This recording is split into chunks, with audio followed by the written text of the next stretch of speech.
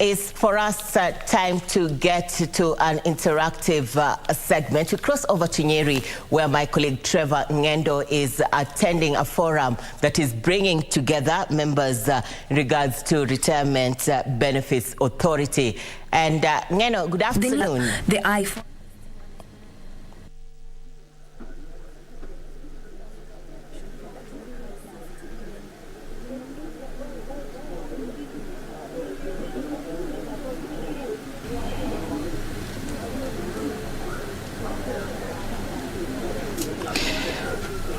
A very good afternoon to you, Irene Muchuma. We are coming to you live from Nyeri County, where the Retirement Benefits Authority has embarked on a mission in partnership with the Huduma Kenya to sensitize the public on the available and to sensitize them and raise awareness on the benefits of saving and for their retirement. And now joining me here is the Director for ICT, Peter Ngunyi, who will be shedding more light to us on what it really means and the benefits of saving for retirement. Thank you very much, sir, for joining us this afternoon. It's a pleasure to have you on KBC.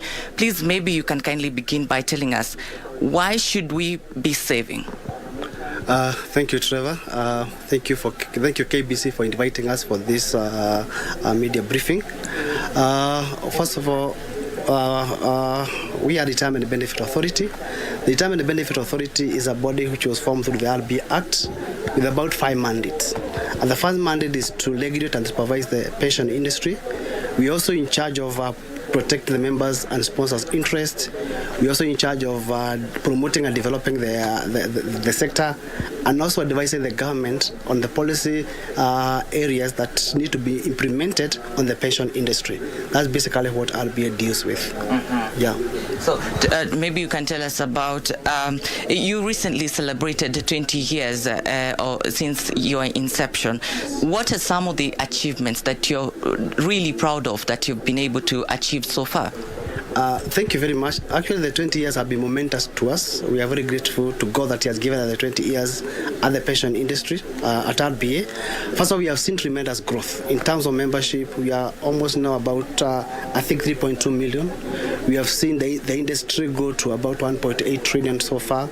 We have also seen the coverage moving from as low as 8% now to a region of about 23%. At the same time, we have also seen the service providers increasing. Like, for example, now we have about 11 custodians, we have about 24 fund managers, and allow 33 administrators. So the growth has been tremendous, and we have seen a lot of achievement. Mm-hmm. Among your key focus, this is to extend the coverage from the current 25% to 30%. How do you seek to achieve this? Great. One thing we are aware of, and even which is also a government policy, is to focus on the informal sector, because we realize that the formal sector is basically more like covered, and the 20% which is covered is basically on the formal sector, but the 80% falls within the informal sector. And this informal sector includes the Juakali sector, and this is why we are putting a lot of focus, because we ensure that the Mama Boga, the guys of the border borders, those professionals who have got no other form of employment can be able to join the nest of pension. And that's why actually we are here to sensitize as many people as possible to know about pension, and basically the people in the informal sector, because we believe and know that's where the growth is. Mm-hmm. Yeah. All right, sir. And looking at me, you'd realize that I'm a young person probably, and of course this is a fact that I'm in my early 20s. Why do you think I need to save? Like, what's the reason? Why should I be saving for retirement benefit when I have several decades ahead of me? That's a great question. You see, they say that young people, that's where the growth is. And you all know that when you are 20 years, you have about, for you to get to 60 years, you have about 40 years. Those 40 years, those are the time that you'll be able to focus on your retirement. And we are trying as much as possible to tell the young people, because we know that age poverty, we don't want you to enjoy your life eating all your money, squandering all your money by going to clubs, enjoying life with the money that you're earning, and forgetting that the future is coming. So you're trying to sensitize, especially the young people. Immediately you get any form of employment, start saving for retirement. And currently you have come with a various mode of pension saving. You can even join using a mobile platform through digitization. And using this, any person, whoever they are, at the comfort of your desk, or even at the comfort at your home, you can save for pension. You have various products like the Bao Pension Plan, you have the Mobikeza. There are various platforms that members who are young can be able to save for pension. We want to ensure that they don't die poor, they can focus at the edge, because from the start, once you get employment, you need to focus to the end, and the end is at retirement, and you need to think about that when you are young. Mm-hmm. Yeah. So there are these registered pension plans. What would you say about them? I'm coming back to the digitization. I need you to expound more on that. But tell us, are there advantages that are there as opposed to maybe what are some of the advantages that are there for people who register to or join the RBA to the registered pension plans? Great. First of all pension schemes in Kenya are registered by the Retirement Benefit Authority. They apply to us for registration. But now the benefit of now saving through a registered schemes are many. First of all, when you save through a pension scheme, you enjoy tax incentive. Let me give an example of that. For example, if you're earning, say, 50,000 Kenya shillings, and you don't belong to any pension scheme, the taxable amount is going to be 50,000. But this year of saving for a pension scheme, say you are saving 10,000. Out of the 50,000, the taxable amount is going to be 40,000. So you already enjoy a tax break or a tax incentive by joining a registered pension scheme. The other area that also helps when you join a pension scheme is we all know that using this saving for retirement, you can also be able to join a medical scheme, so that when you grow old or when you retire, you can join a medical through the pension scheme. You can join a medical scheme, so that when you grow old, you have a form of coverage. Beside the NSSF, you also have a private scheme that can take care of your medical. And you also know that pension above 65 years is not taxed. So if you can save your money until 65 years, you get all your benefits with no tax. You have a tax break there. Mm-hmm. Yes. And how, now talking of you saving up to that point and then you are able to have a tax break and receiving the money, how accessible is the money? How, if should I want to access the money? Or for example, imagining a case scenario where I probably lose my job, where my employer now will not be contributing for my pension savings, how accessible is that money to me? That's a very good question. Pension is a mode of saving, and in case you lose your job, you can be able to get 50% of your own contribution. And COVID has shown us that you need to save, because during COVID, most of the people lost their jobs. But what happened? Most of the people who are saving for pension were able to access some of their benefits, and they're able to stay afloat. They're able to take their kid to school. They're able to have food on the table for their children. So by saving for pension, that money is accessible.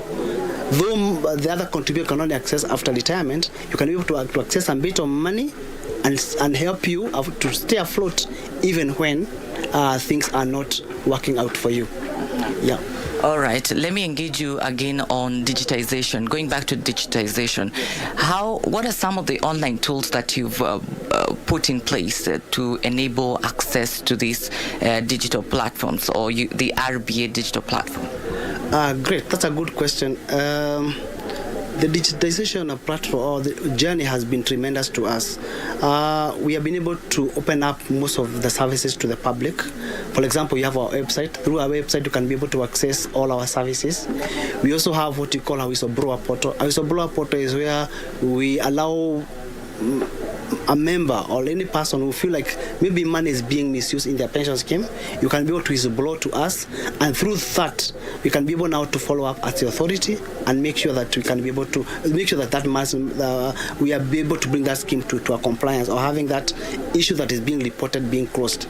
The other area is we also have a complaints portal. This is where, in case you're a member and you find maybe you have a complaint that you want to file regarding your scheme, or maybe regarding your trustees, you can be able to file a complaint, and that complaint comes to us and we deal with it, and you can be able to act on that complaint even before things get worse, and ensure that the member benefits are protected. Mm-hmm. Yes. So there is the process of registration now that you mentioned about your website. Yes. Is it as easily accessible to other people? How is it? You can talk about it. Yes, our website is accessible to everyone, but we have also provided a platform where our schemes administrators, fund managers and custodians can be able to file their returns. For example, a scheme which want to get registered, they can come through the administrator through our online portal and register online. Once they register online, then it follows the process of registration, which we have given us ourselves about 10 to 15 days to register a scheme. So the process of registration is pretty easy.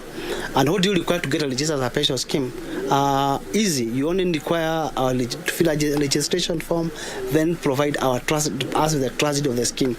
With those two things, we are ready to go and you can register a scheme. Mm-hmm. Yes. All right. So who exactly qualifies for this? You said for as long as you're an adult, you qualify to start saving for pension? Yes, so long as you have an ID and you have any form of income, you can save for retirement through various platforms, through administrators, through various schemes that are available. We have IPPs, what you call individual pension plans, if you don't belong to any form of formal employment, or even if you belong to any form of formal employment, you as a member and also as an employer can also join an IPP and be able to save for retirement. Mm-hmm. Yes. As we conclude now, maybe you can tell us the reason you're here today in Nyeri is to sensitize the people. How is the progress so far? You intend to be here for how long? The progress in Nyeri has been tremendous, and we are very happy with the Nyeri people.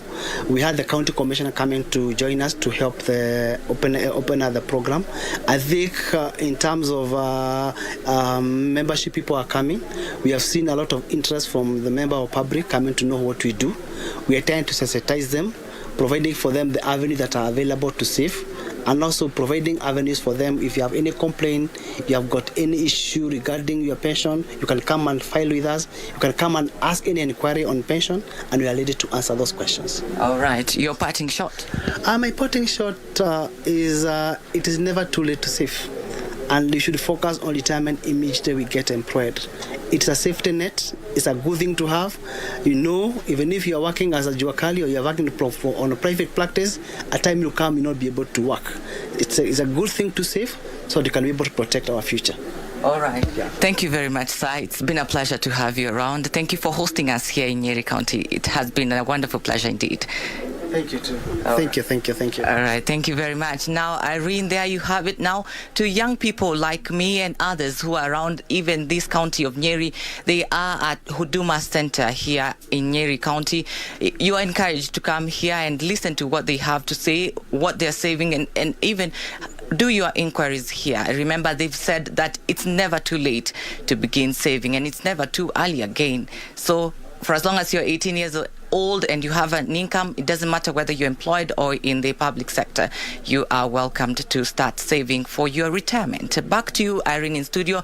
We will be back at 7 p.m. and 9 p.m. with a complete package in our business news. So to our viewers, stick around.